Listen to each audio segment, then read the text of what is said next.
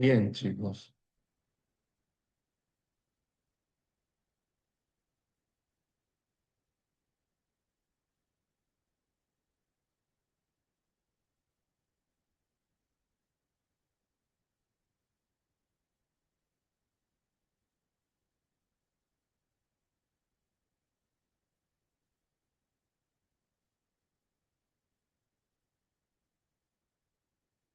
Sean ustedes entonces bienvenidos a nuestra segunda semana. Tenemos ahora un tema importantísimo. Estamos hablando de norma jurídica, ¿no, chicos? A ver, permítanme presentar una pequeña PPT.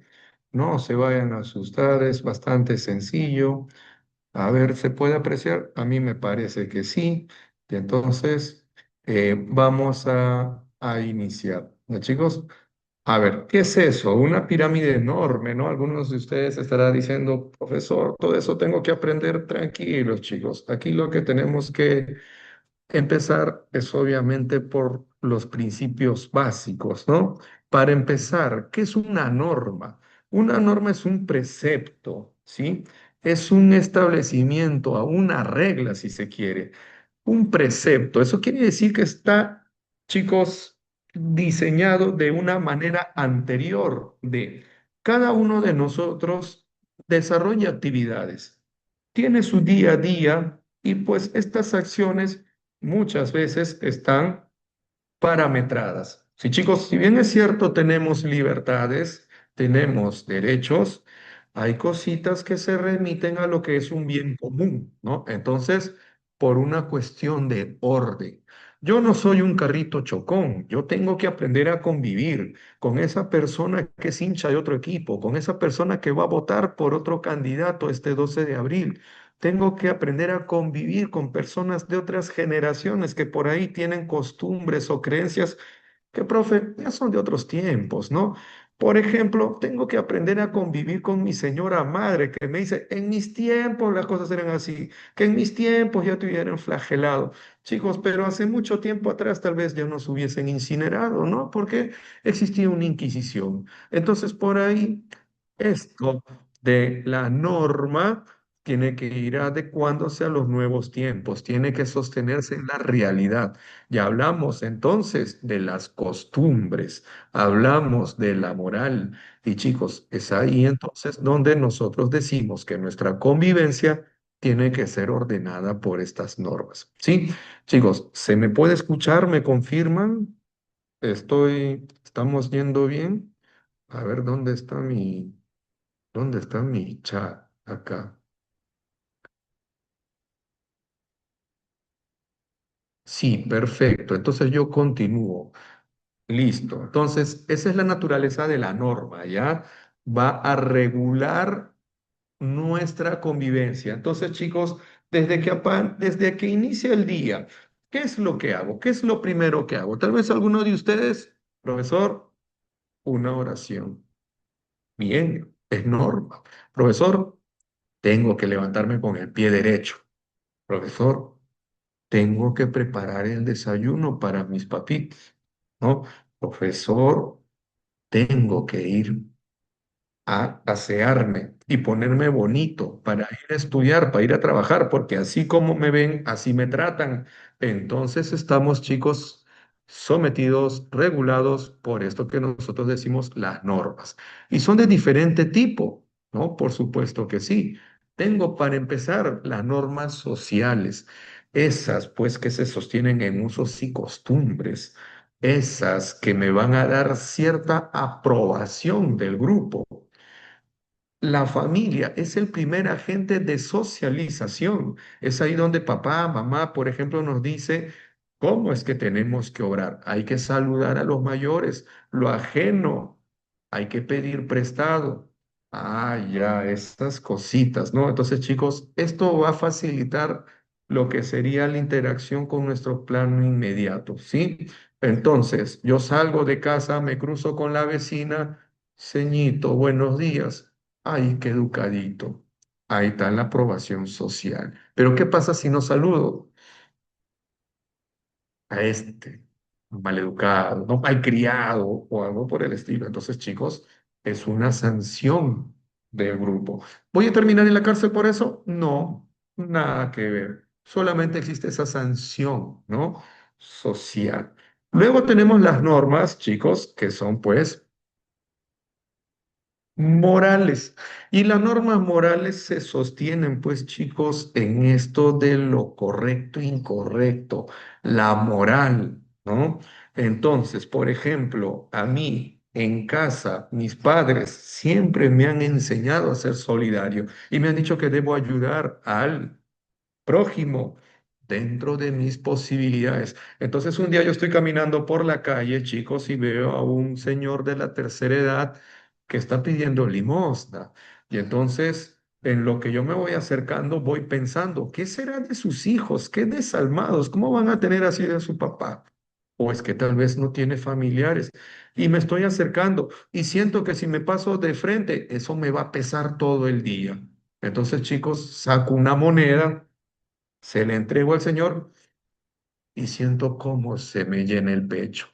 Siento esa satisfacción, esa tranquilidad. Ah, entonces esas son las normas morales, ¿no? La sensación de haber hecho lo correcto. Señores, y luego tenemos otro tipo de normas también, las religiosas, que es importante, ¿no? Para muchas familias, para un importante sector de nuestra sociedad.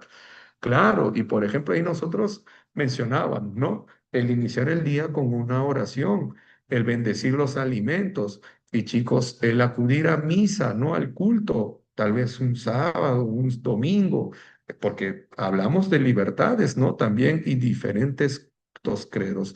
Y entonces, chicos, los mandamientos, los sacerdotes.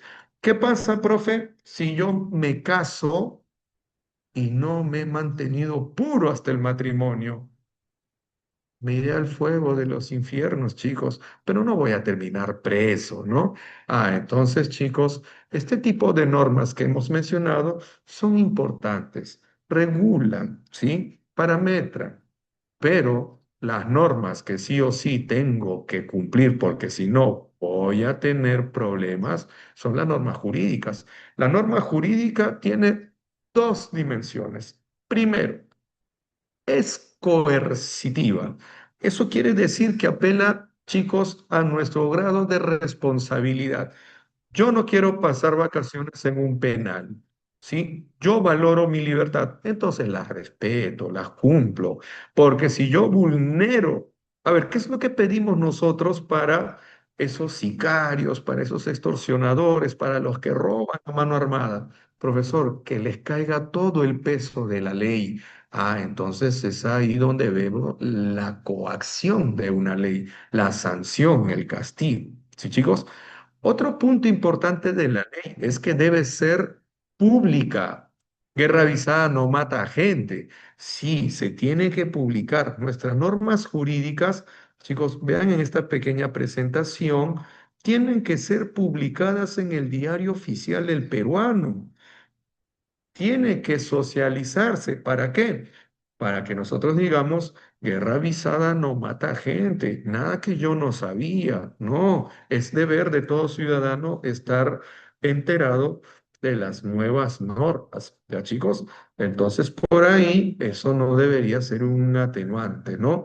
Otra cosita también, la ley, la norma jurídica no es retroactiva. O sea, a mí no me van a juzgar, sí, chicos, con una ley, con alguna norma jurídica que se acaba de aprobar y entrar en vigencia por actos que cometí o sucedieron hace mucho tiempo. No, entonces, la norma tiene que ser de cara al futuro, ¿sí? Lo pasado será juzgado con el marco jurídico que existía en ese entonces.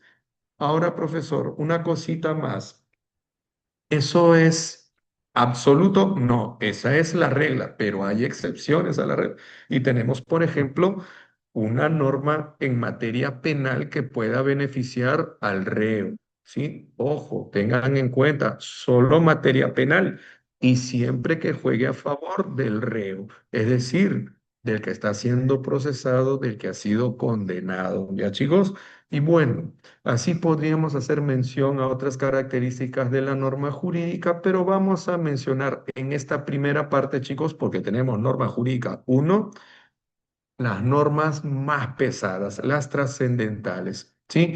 Y entonces voy con esta pirámide, ¿no? La pirámide es un organizador visual, chicos, que me permite de alguna manera graficar jerarquías, ¿sí? Y es que hay principios, pues, hay normas que son pilares y que van a ser la base para las normas que vienen después.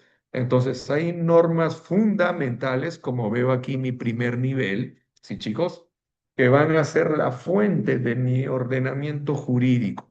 Entonces, ese primer nivel, o llamado también nivel constitucional, tiene a las normas más pesadas, ¿no? A las referenciales. Entonces, chicos, a ver un ratito, por favor. Estas normas, las más pesadas, decía, van a tener, van a tener una cuestión importante, ya, en cuanto a lo que sería el regir. A ver, ¿cómo decía que se llama también? A ver, un ratito, chicos, para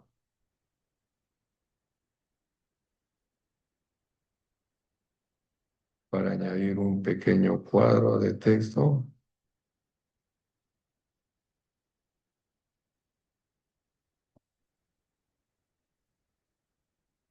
Ya, ahí está. Ahora sí,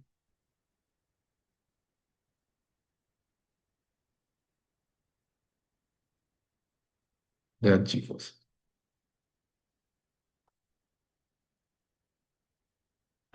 Decía esto, ¿no? ¿Cómo se va a llamar este primer nivel? También es conocido como las normas constitucionales. ¿Ya? Me van a servir para qué, para referenciar todo lo que viene después. Dice mi Constitución que las normas constitucionales están por encima de las normas legales y estas por encima de las sublegales. Entonces aquí hay un principio de concordancia. Vamos a identificar en un primer momento los tratados de derechos humanos. Sí, chicos, esos que son jurídicamente vinculantes. La Declaración Universal de los Derechos Humanos es un ejemplo. La Convención Americana de Derechos Humanos, o conocido como Pacto de San José, es otro ejemplo, ¿sí? Recordar que estos tratados, al ser vinculantes, nos amarran, nos someten. Entonces, nosotros como Estado soberano, que de una manera independiente decidió adherirse, sumarse, se compromete a aplicar sus principios en todas nuestras normas, ¿sí? Entonces, por aquí, ¿qué son los tratados de derechos humanos? Son acuerdos entre naciones, ya chicos, acuerdos entre Profesor, naciones. disculpe, le están Sí. haciendo preguntas en el chat. A ver, un ratito, el chat, no se ve, ya está.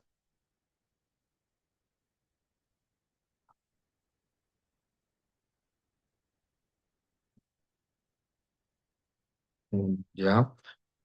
Profe, ¿qué quiere decir que estas normas sean derogadas? Ya, está bien. Cuando nosotros decimos que una norma ha sido derogada, es porque ha sido dejada sin efecto. Y es que hay normas que pueden contradecir a las normas superiores y entonces no deberían tener vigencia, ¿no? Entonces, cuando yo tomo mi pirámide y veo entonces, por ejemplo, que una ley ordinaria está por debajo de la Constitución, entonces esta ley ordinaria no puede contravenir el espíritu de esta ley fundamental de la Constitución política. Si esta ley ordinaria resultara ser contraproducente, entonces nosotros tendríamos que analizar esa ley y objetarla. Tendría que derogarse y entonces quedaría sin efecto. Tiene que adecuarse a lo que manda la Constitución. Bien, eso es derogar, entonces, dejar sin efecto, ¿vale? Ahora. Vamos con esta partecita importante, ¿no? Quería definir de una manera breve y sencilla lo que es el Tratado de Derechos Humanos. Son acuerdos entre estados. Son los esfuerzos mayores que se establecen para salvaguardar esta dignidad que nosotros tenemos. Estos son jurídicamente vinculantes, por lo que van a ser de cumplimiento obligatorio y el estado en cuestión va a tener que adecuar su legislación. Me explico. En 1978, el Perú, a través de una asamblea constituyente, ratifica la Convención Americana de Derechos Humanos, o que se conoce también como Pacto de San José. Y este pacto tiene mandamientos, ¿no? Exige ciertas cosas, como por ejemplo, profesor, no no implementación de la pena de muerte. La derogación progresiva, es decir, la eliminación, dejar sin efecto la aplicación de la pena de muerte de manera progresiva. Entonces, es un compromiso asumido por los estados y desde entonces el Perú ya no ha vuelto a ejecutar a un solo condenado, ¿sí? Estos acuerdos, como comprometen a todo el Estado, chicos, debo saber que son celebrados por el presidente de la República, ¿sí? Celebrados por el presidente de la República y ratificados y aprobados, perdón, por el Congreso, por lo que se vuelve entonces en una cuestión de Estado, ¿ya? Después tenemos la constitución política, que ya hemos dicho tiene que adecuarse a lo que hemos de una manera soberana suscrito, y esta constitución va a ser entonces lo fundamental. Yo estoy seguro que todos ustedes en algún momento, chicos, han tenido una constitución entre sus manos. O habrán visto por ahí en un documento, un PDF tal vez. Chicos, esta Constitución es un texto enorme, grandote, así como el Antiguo Testamento, o es un libro chiquito, delgadito. Esos 206 artículos, chicos, son generalidades, son los principios, es un texto pequeñito y esa constitución se va a desenvolver con mayor claridad con las leyes que serán complementarias. Entonces, la constitución yo voy a decir como carta magna es la ley fundamental, ya chicos, ley fundamental del Estado peruano, ley fundamental. Principios o generalidades. Perfecto. Y esto debe ser interpretado luego por las instituciones, por los funcionarios del Estado peruano. Por ejemplo, el Congreso, cuando quiere dar una ley, entonces tiene que interpretar la Constitución. Cuando la municipalidad, tal vez de Miraflores, la municipalidad provincial de Piura, chicos, quiere emitir una ordenanza, también tiene que regirse por lo que dicta la Constitución. ¿Sí, chicos? Entonces ahí vienen las interpretaciones. Y como somos seres humanos, chicos, podemos diferir, podemos fallar y hacer interpretaciones equívocas.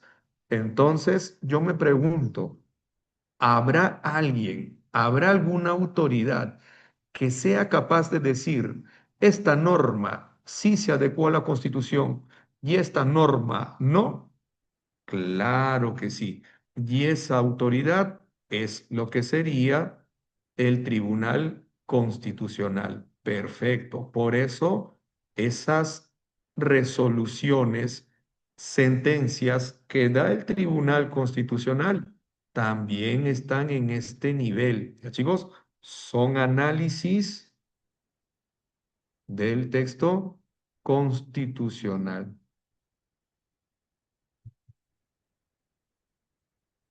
Y son ellos entonces los que pueden decir, esa ley no se adecuó a la Constitución, por lo tanto, se deroga. Ah, queda sin efecto. Sí, chicos, lo mismo con las ordenanzas municipales, todo eso con las normas que se encuentran en el segundo nivel, ¿no?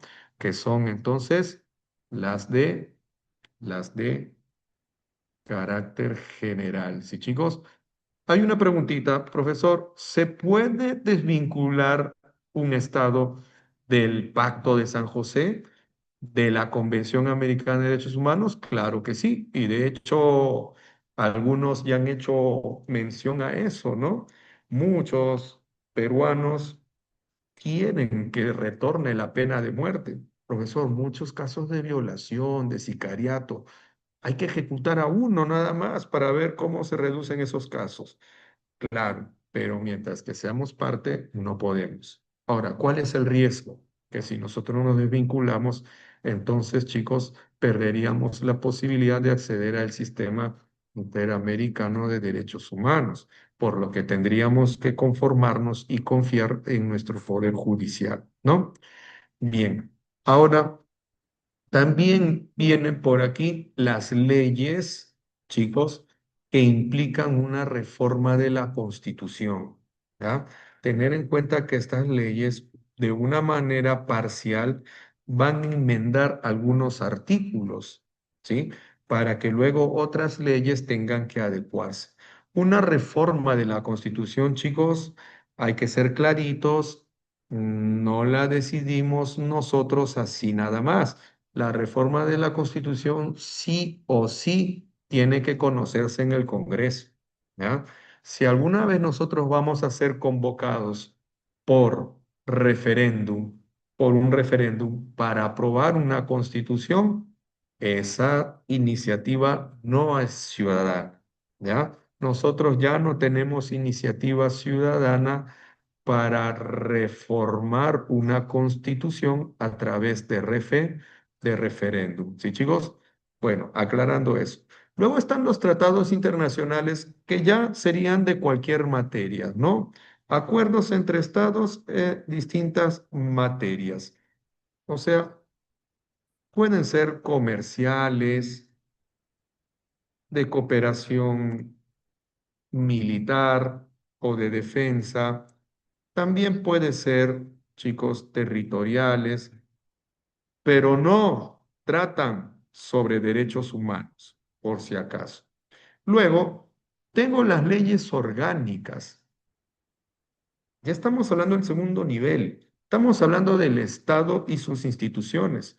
Por ejemplo, existe un espacio llamado el Cabildo Abierto, en donde el alcalde, chicos, puede convocar a los vecinos para conversar, debatir, deliberar sobre asuntos públicos, conocer cuál es su posición, su apertura sobre ciertos actos de gobierno local. Ese Cabildo Abierto está contemplado en la Ley Orgánica de Municipalidades. Ah, ya. Entonces, ¿qué es una ley orgánica? Un órgano, chicos, es un elemento funcional, ¿cierto? Entonces, los órganos del Estado peruano son sus instituciones, ¿ya? Regulan funciones de las instituciones del Estado, lo que me permite reconocer, por ejemplo, que el BCR tiene la tarea de preservar la estabilidad monetaria y que para eso puede regular el crédito, la moneda, que puede emitir, pues chicos, y retirar billetes, que tiene que informar a la población sobre las finanzas nacionales. Ya, todos esos detallitos que se van a desprender de lo que considera la Constitución van a estar contempladas en la ley orgánica. Entonces, la ley es complementaria a las normas constitucionales. Bien, luego tenemos las leyes ordinarias, como por ejemplo, profe, estoy cansado, me voy a sentar en el micro, pero el único asiento disponible es el rojo, el reservado. Yo me siento. Pero chicos, si sube una persona de la tercera edad, una señora con bebé en brazos, ¿qué es lo que tengo que hacer? Profe, brinco, ¿no? Como conejito, me paro en el acto ipso facto. ¿Por qué? Porque la ley ha reservado ese asiento para ese público, ¿no? Entonces, ¿qué es lo que hacen las leyes orgánicas? Regulan la convivencia en sociedad, ¿ya? Regula también la prestación de servicios públicos, la cola preferencial, ¿no? Ah, ya. También puedo mencionar lo que sería, por ejemplo, la prohibición de fumar en espacios públicos, la prohibición de venderle bebidas alcohólicas a los menores de edad. Ya, eso es regular entonces la convivencia. Sí, chicos, hasta aquí nos vamos a quedar en esta primera semana. Ya, chicos, solamente recordar lo que sería el principio de la norma. Entonces, regular la convivencia, ¿sí? No se olviden que estas normas son democráticas. Cuando nosotros hablamos de las normas sociales, hablamos pues de lo que establece la mayoría, ¿no? Y muchas veces esa mayoría luego le suma una carga moral. Entonces, cuando yo hablo, por ejemplo, de actos contra el pudor, ¿no? Ya, yo voy hablando luego de incluso delitos, que están tipificados por leyes. Y es que lo que pasa, chicos, que la ley, como mencionamos, la norma jurídica en general tiene que adecuarse a los nuevos tiempos. Entonces se sostiene en el ver, en la percepción, en el juicio de las mayorías. Es malo robar. Por eso me enseñaron a no robar. Una norma social podría decir es no robar, pero también es una norma moral y también es una norma religiosa y también es una norma jurídica, ¿no? Entonces, la norma jurídica, chicos, tiene que ir adecuándose al sentir de la población, ¿no? Por ejemplo, hoy por hoy, chicos, dos personas del mismo sexo se pueden unir civilmente. La respuesta es no. Pero en el futuro, tal vez, ¿no? Las sociedades son dinámicas, las mentalidades también. Entonces puede ser que en algún momento pase a ser socialmente aceptado y por lo tanto también establecido en la norma legal, ¿no? En la norma jurídica. Hay una preguntita por ahí que me hace referencia a lo que sería, pues, ¿no, chicos? La forma en la que se aprueban nuestras normas. Y hay que ver eso, ¿no? Lo que sería el tema de este, un proceso establecido por la Constitución. Toda norma jurídica va a ser aprobado por ciertas entidades. Vean ustedes, tengo normas que son aprobadas por el legislativo, normas que son aprobadas por el ejecutivo, normas que son aprobadas por el gobierno regional, también por el gobierno local, luego por los ministerios, etcétera, etcétera. Pero eso, chicos, ya lo veremos en la segunda parte de nuestro tema norma jurídica. A ver, chicos, permítanme compartir un instante nuestro material.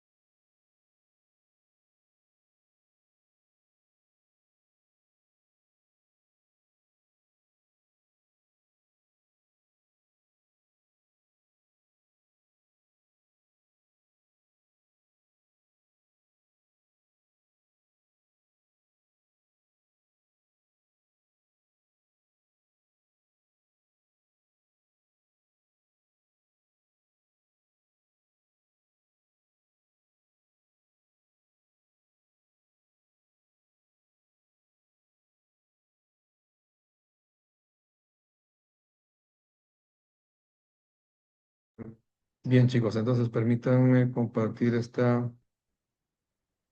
este documento y tenemos aquí ya. Primero, En una clase introductoria sobre derecho, el profesor explicó que las normas jurídicas son fundamentales para mantener el orden en una sociedad.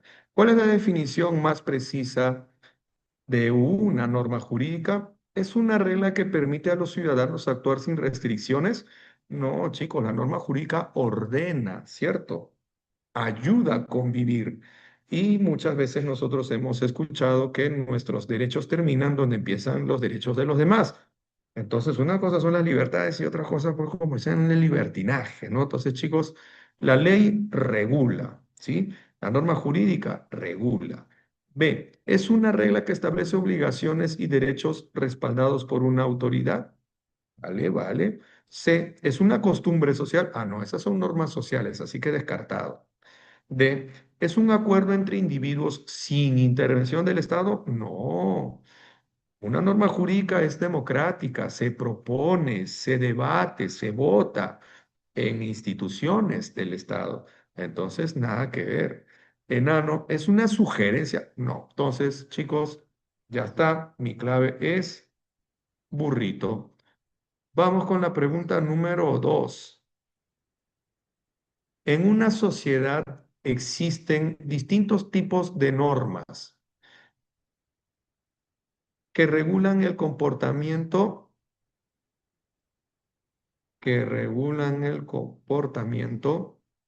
ya, de las personas. Las son impuestas por una autoridad competente y tienen carácter obligatorio. Eso quiere decir que si yo no las cumplo, habrá sanciones como la pérdida de mi libertad, de mi patrimonio, mientras que las normas dependen de la conciencia individual y no pueden ser exigidas mediante sanciones. Chicos, ¿cuál sería mi clave? ¿Cuál sería mi clave? ¿Qué marcarían ustedes? Ujú. Avioncito, muy bien, muy bien. Claro, las primeras son las jurídicas, las segundas son las morales. Vamos, vamos. 3. En clase de cívica, el profesor explicó que ciertas reglas son impuestas por el Estado y su incumplimiento genera sanciones legales. ¿Qué característica tienen estas reglas? A ver, son flexibles y pueden ser ignoradas jamás, no son de cumplimiento obligatorio. B, son obligatorias y están respaldadas por sanciones legales. Parece, ¿no? Que ya tengo mi respuesta. Aquí se la C, se aplican únicamente en situaciones de emergencia. No, eso de únicamente, esos radicales me ponen alerta, ¿verdad? D, son normas voluntarias. No, contradice a la obligatoriedad. Son reglas éticas. No, eso va pues a lo moral. Entonces, chicos, mi clave, casita, ¿cierto? Muy bien, estamos bien. 4. En el derecho existe un principio que establece que las normas jurídicas no pueden aplicarse a hechos ocurridos antes de su promulgación. Claro, decíamos que es de la fecha para adelante, ¿verdad? Se permite, sin embargo, en el ámbito penal se permite la aplicación retroactiva de una ley cuando ésta resulta más favorable para la persona, para el reo, ¿no? ¿Cómo se denomina este principio general del derecho? Allá, chicos, cuando decíamos que la norma no puede mirar para atrás, que actos del pasado tienen que ser juzgados según la norma que regía en ese entonces, yo decía entonces, me refería a la irretroactividad de la norma, ¿no? Entonces, chicos, ¿cuál sería mi clave? La retroactividad. Allá, la irretroactividad. 5. En el estudio de la estructura legal del Perú, es importante comprender que todas las normas no tienen el mismo valor o jerarquía. Algunas se encuentran por encima de otras, y en la cima del sistema jurídico se ubica la Constitución.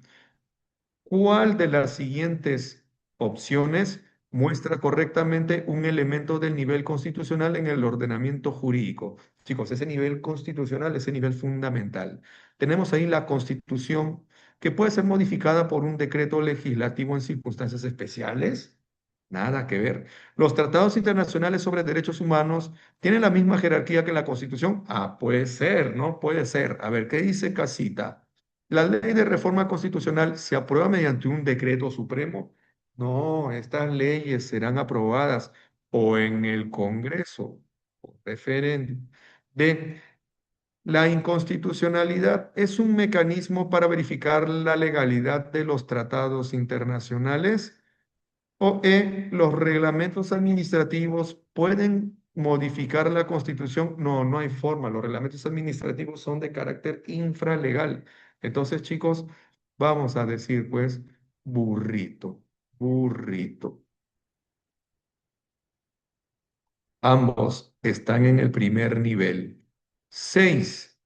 Durante una exposición introductoria sobre jerarquía normativa, se analizaron las características de las normas ubicadas en la cúspide del sistema jurídico peruano, enfatizando su supremacía sobre cualquier otra disposición emitida por autoridades legislativas o administrativas. De acuerdo con el texto, indica el valor de verdad de las siguientes proposiciones. Entonces, chicos, mi pirámide, ¿verdad? En la cúspide están las normas constitucionales, las fundamentales. Uno, la Constitución Política del Perú es la norma de mayor jerarquía dentro del ordenamiento jurídico. Vamos a darle verdadero, ¿no? Está en el primer nivel. Las normas legales y reglamentarias deben adecuarse a lo establecido en la Constitución. Así es, hemos dicho que ahí están los principios. 3. Un decreto legislativo puede modificar el texto constitucional. Ya hemos dicho que esta constitución solamente será modificada por el Congreso a través de una ley de reforma constitucional o también por lo que sería el referéndum, que es la decisión de los ciudadanos. 4. La Constitución reconoce derechos fundamentales, estructuras del Estado y principios democráticos, pero por supuesto que sí. Entonces, ¿cuál sería mi clave? Verdadero, falso, a ver, verdadero, verdadero, falso, verdadero. Mi clave, casita. ¿Ya, chicos? Entonces, recuerdo que la Constitución está arriba, y que lo que viene después, como las normas legales y reglamentarias, que son del segundo y tercer nivel, tienen que adecuarse a lo que exige la Constitución. Eso lo ratifico con el enunciado 4 que me dice pues que la Constitución es lo fundamental, reconoce los principios, ¿sí? Casita. Seguimos. 7. La Constitución Política del Perú de 1993 presenta un diseño normativo que agrupa y ordena sus contenidos. ¿Cuál de los siguientes elementos forma parte de su estructura técnica? ¿Tiene 100 principios éticos de gobernabilidad? No. 15 códigos de procedimiento parlamentario? No. 206 artículos distribuidos en capítulos. Esta sería mi clave. Y acuérdense del 666. 6 títulos, 26 capítulos, 206 artículos. Y de YAPA, 16 disposiciones finales complementarias. Entonces, chicos, siempre tendrá que terminar en 6. Casita, casita. 8.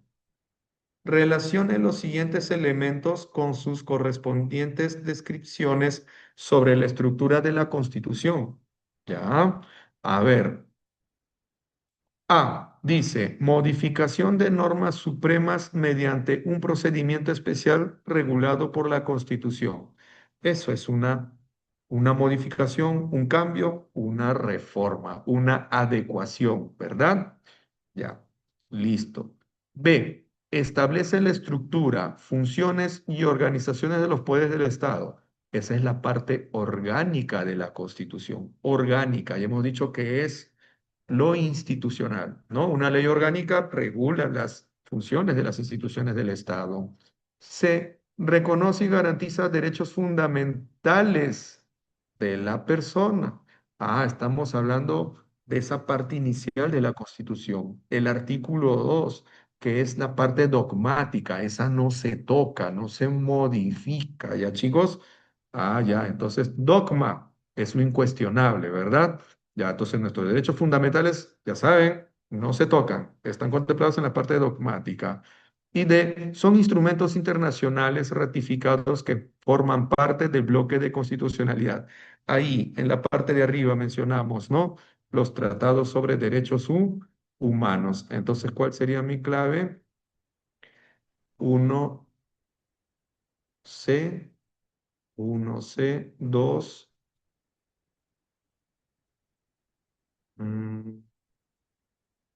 2B, con lo que mi clave sería avión, avioncito. A ver, chicos, si nos alcanza para una más, un parcito más. Según el artículo 206 de la Constitución del Perú, cualquier reforma que afecte los aspectos fundamentales de la Carta Magna requiere un procedimiento detallado. Un profesor destacó que este procedimiento asegura que los cambios sean el resultado de un amplio consenso y respeten la estabilidad del sistema democrático, del sistema constitucional. De acuerdo a lo anterior, ¿qué procedimiento es necesario para modificar los aspectos fundamentales de la Constitución del Perú? A ver, solo la aprobación por mayoría absoluta en el Congreso. Mm, mm. B, aprobación de 66 votos en el Congreso y ratificación por referéndum. ¿Podría ser? A ver, C, aprobación solo en el Congreso sin referéndum. Interesante. ¿Qué dice la siguiente? Modificación por un decreto del Ejecutivo. Jamás, no hay forma. El Ejecutivo, el presidente de la República, no puede hacer eso. Modificación por decisión del Tribunal Constitucional. No, el tribunal no decide, no aprueba. El tribunal solo va a interpretar lo que está rigiendo nuestra Constitución. Entonces, eso de aprobación solo en el Congreso sin referéndum, mentira. Puede ser aprobado también por referéndum. Entonces acá, chicos, una posibilidad sería la alternativa B. A ver, una última para despedirnos, chicos. 10. Durante una exposición sobre procedimientos legislativos especiales, se explicó que la reforma de la Constitución sigue un proceso distinto al de la ley ordinaria, incluyendo exigencias de mayorías calificadas y ratificación por mecanismos determinados, de acuerdo a, mm, ya, de acuerdo con el texto, identifica el valor de verdad de las siguientes proposiciones. Uno, el Congreso puede aprobar una reforma constitucional con mayoría simple en una sola legislatura. No hay forma. El referéndum es obligatorio para ratificar toda reforma constitucional. No siempre, porque el Congreso puede hacerlo solito, pero con dos votaciones de 87 votos en dos legislaturas sucesivas. Eso ya lo detallaremos en la próxima parte, chicos. Tres, si el Congreso aprueba la reforma con más de dos tercios en dos legislaturas sucesivas, no se necesita un referéndum. Esto sería verdadero. Y cuatro, la ley de reforma constitucional puede ser observada por el presidente. Jamás. Eso o es decisión del Congreso o de la ciudadanía, pero el presidente no tiene nada que ver. Entonces mi clave sería verdadero o falso, verdadero o falso. Bien, chicos. Bueno, entonces estaríamos llegando aquí. Por si acaso, les comparto lo que restaría, ¿no? De claves en los dos últimos ejercicios. A ver, en el ejercicio número 11 la clave sería, a ver, ¿dónde está? Ya, en la clave 11 sería burrito, es una exigencia, lo que dijimos, la publicación en el Diario Oficial del Peruano, y 12 la clave sería burrito, ¿no? La aprobación en dos legislaturas ordinarias con mayoría calificada, que podría ser una medida para aprobar una modificación de la Constitución. Bien, chicos, entonces lo dejo con su receso. Yo me despido. Nos vemos la próxima semana. Muy buenos días. Hasta pronto. Bye bye.